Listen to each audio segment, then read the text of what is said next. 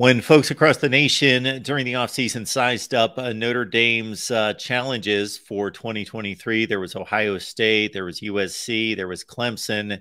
Few gave this look to Raleigh in week 2 and NC State, but I am fascinated by this matchup. I think it's going to be an interesting affair. We got Corey Smith here from Pack Pride to help us break down the Wolfpack. Corey, how you doing today? I'm doing well. How are you, Mark? I am doing just fine. I did take in just about all of the UConn game, a very workmanlike effort, generally had control of the game, but certainly didn't put the Huskies away in any formidable fashion. 24-14 the final there. So we'll start with Brennan Armstrong, of course, one of the best transfer quarterbacks in all of college football. And I said workmanlike for the entire team's effort. It seemed to be very much the same for him as well. Yeah, that game, a 24-14 win for NC State. He had 2 of the 3 rushing touchdowns. The third coming from Delbert Mims, a guy that, rarely gets a lot of action, but they used him kind of as that bowling ball at the goal line to score that touchdown, the second of the day for NC State. But yeah, we didn't really see a ton from his arm. And I think, I've talked about this on our podcast throughout the week. Like, you get the feeling when you watch this game back, you said workmanlike, but I feel like it was just kind of showing a little bit of a vanilla scheme when it came to the offensive side of the football. The same on the defense. You didn't see a lot of blitz packages from NC State. But, yeah, Brennan Armstrong being the workman guy out there, being the guy that put the game on his shoulders offensively, rushed for almost 100 yards in that game. I think it was 96 is what he finished with. He rushes for 2 touchdowns, threw for like 150 plus yards in that game. Wasn't extremely accurate downfield, but we'll see how that changes, coming home for the first time, getting a chance to play in front of a home crowd for him and really, getting to see what he can do in this Robert and I offense as opposed to, already seeing it in 2021 with UVA. Yeah, for a guy who led the nation in passing 2 years ago at about 450 yards passing per game is crazy. You would think, well, he would be completely, removed from the running game because he carries all that in the passing game. But no. He was like their main ball carrier too. And now we saw a slice of that against UConn with, you mentioned the 96 rushing yards, 19 carries. Do you expect that to be the formula? I would think that they wouldn't want to expose him to a Notre Dame defense quite that much. Yeah, I don't think you're going to see that as the formula moving forward. Now, I wouldn't be surprised if he has a few more games where he rushes for, 60 plus, 70 plus yards, but, giving him 19 carries and honestly, it says 19 carries. There was probably, I'd argue about half of those were him having to roll out of the pocket out of necessity because the pocket collapsed on him, or he sees, nobody open downfield. But I do think the formula moving forward is going to be a little bit more pass heavy from Brennan Armstrong. And then, let the running backs be the guys running the football. A big part of that kind of played into it was the fact that, like I said, they just didn't get a lot of guys open down the field. And when you look at this system, you look at NC State from last year, they had 4 quarterbacks that they rolled through, 2 with season-ending injuries, 1 that, they just kind of moved on from because it wasn't extremely efficient at the quarterback position. But you can't afford to have a quarterback go down right now for NC State. The only backup quarterback they have with any semblance of experience and a guy that's healthy enough to play would be NJ Morris. Their third-string guy is Lex Thomas, a guy that's a true freshman coming off of a shoulder injury last year. So they simply cannot afford to have a quarterback go down in this system. So they really need Brennan Armstrong healthy. I think he even admitted right after the game, like he wants to throw the football more. He probably scrambled a few times a little too early. Didn't allow for plays to develop down the field. So I think you'll see him move a little bit more towards that moving forward. Jordan Houston's a mainstay of this offense. He's been around, but we talked the last time we had you on about a lot of the new incoming transfers that would have to factor into this offense. What was your assessment of how everything worked together and some of those new additions? Yeah, I mean, you saw Jordan Houston carry a large part of the load in this game and was the leading rusher for NC State. But you saw at the end of the game the potential for a guy like Michael Allen, not only as a rusher, but as a guy who can catch the ball out of the backfield.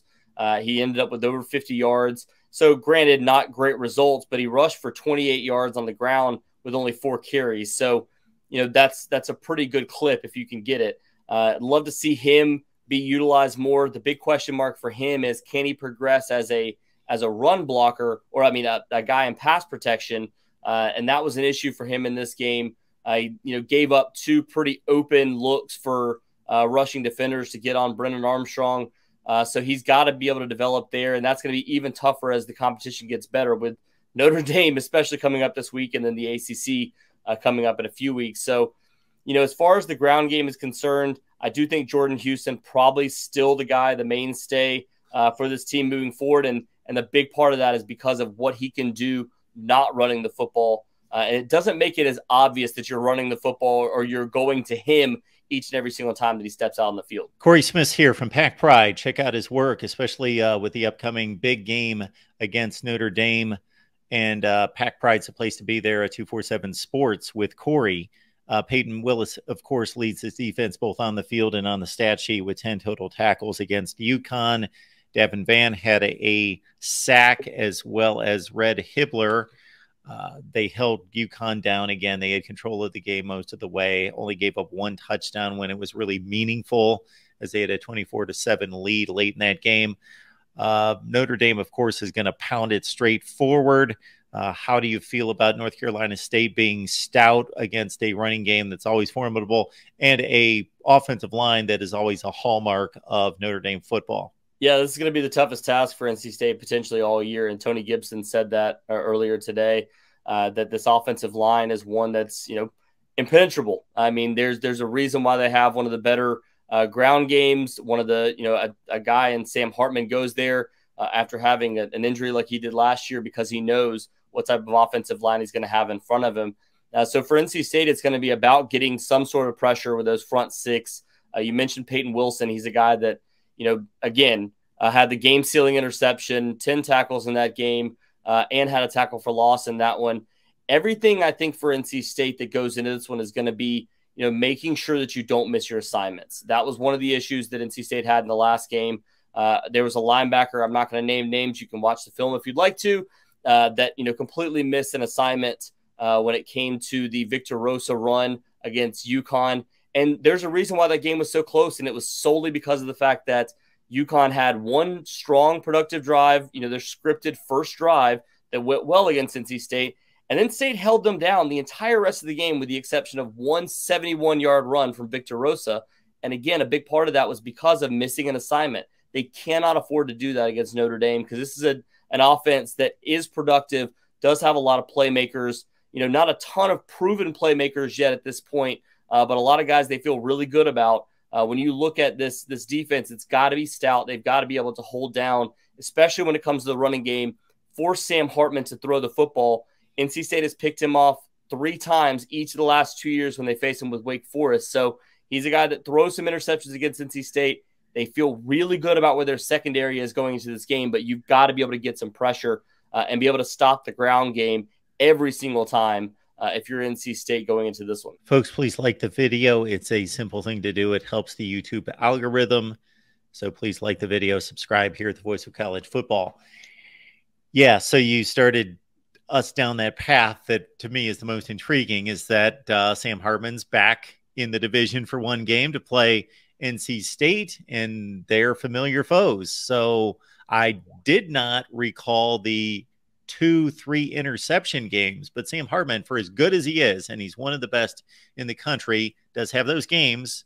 And much of that, I think, was because of the Wake Forest offense relying so much on him, and then at times having a talent deficit or getting into a shootout where he's got to carry him, he's got to put up 45 points, and it's a bit of a byproduct. So we may not see those kind of numbers out of him. It remains to be seen whether he's an interception quarterback or the byproduct of having to carry the offense. But interesting chess match here where the NC State coaches are very familiar with the quarterback. Yeah, not only that, but the NC State defense. You've got a guy in Aiden White who was the all-ACC cornerback last year for NC State. You got Shaheem Battle, who's now a 4th-year starter, which is very rare in the college football game. Like, you've got a lot of guys that if they're that productive of a starter, they either go to the NFL or they go on to another program. Shaheem Battle, ever since he was a redshirt freshman, has been a starter for NC State. So he's seen Sam Hartman. This will be now his 4th time seeing Sam Hartman. He had an interception against him last year. And these DBs for NC State feel really good about this matchup. Obviously, the weapons around him are different. This is a different style. It's an RPO instead of that mesh offense that Wake Forest ran. So it won't be a slow developing. They'll have to be able to make moves immediately.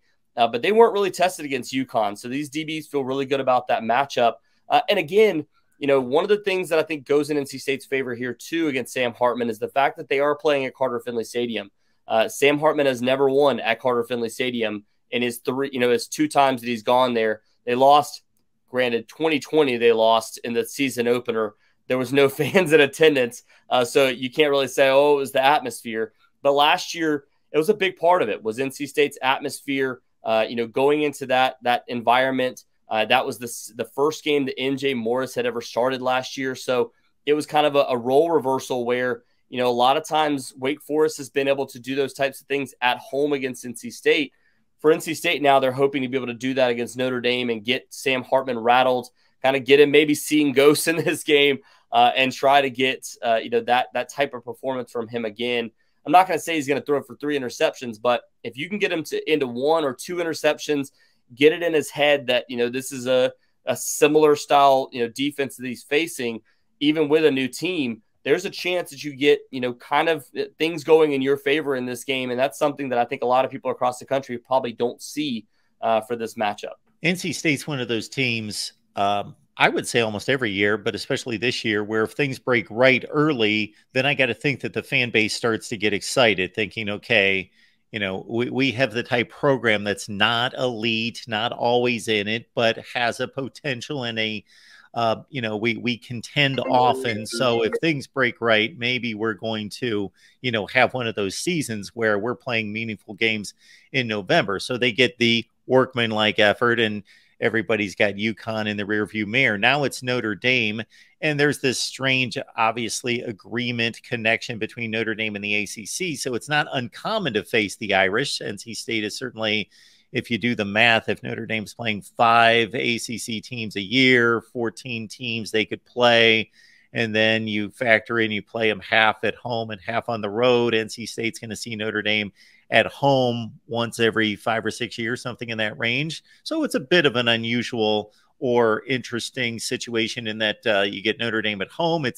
They always create a buzz when they show up anywhere, but now NC State maybe has a little juice and opportunity to get themselves on the national map. Yeah, this was a game that they played. The first time they played at home was 2017.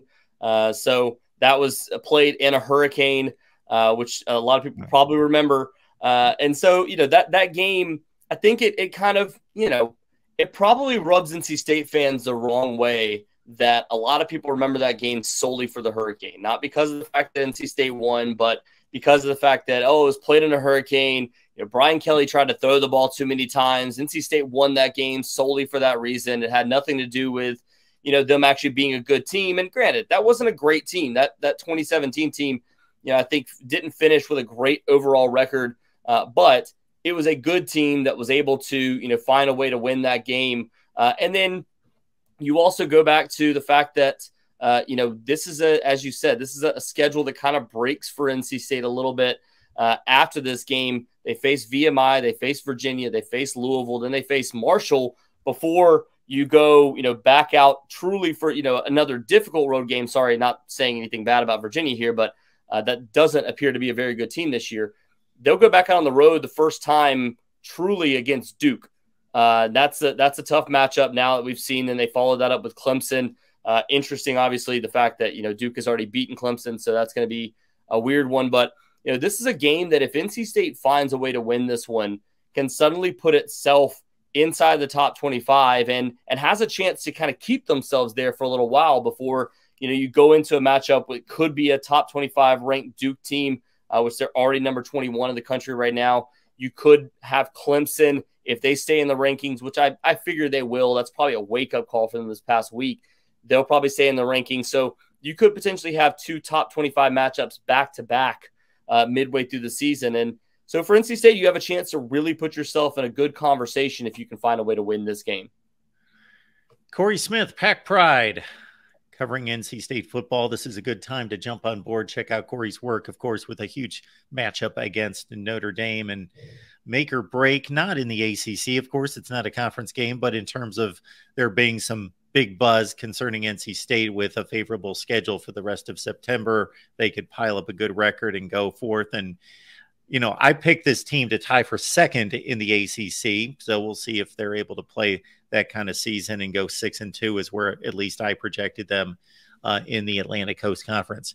Corey, appreciate you stopping by. One other thing I'll hit you with. What do you gauge as the we had the odds up a second ago at 7.5 points? What would you gauge your win probability? I don't know how you project or predict. Not that I'm hitting you up for a prediction, but the likelihood that NC State wins this game. I'd probably say, if I'm going by a percentage, I'd probably say about a 35 to 40% chance. I'm not going to go extremely high. I do think Notre Dame is the better team going into this one. I just think, you know, the atmosphere, this is the first time they're going to, I mean, I know these things don't seem like big reasons for, you know, calling for an upset or anything like that. It's the first time NC State fans are going to be back in it with a new sound system that they're introducing, a brand new Jumbotron, which happens to be larger than the bell tower on NC State's campus. So this thing is absolutely massive.